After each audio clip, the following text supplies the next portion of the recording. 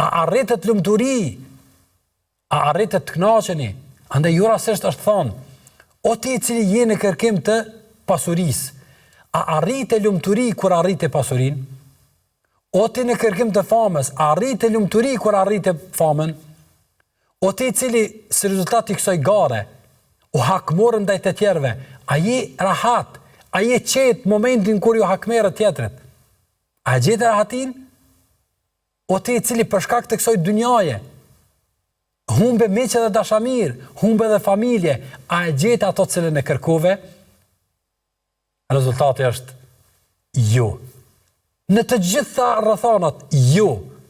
Betohem në Allahun, jo. Dhe këtë na kanë tregu ata cilët ishin të sinqert në fundin e rrugtimit të tyre.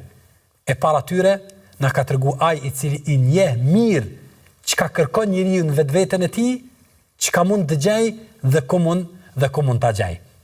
Andaj adresa e kërkimit të asaj që sot po e kërkojmë nuk është aty ku ne po e kërkojmë. Është dikun tjetër. E kjo dikun tjetër është nënshtrimi, madhnimi dhe lavdrimi dhe adhurimi i Zotit të kësaj zemre.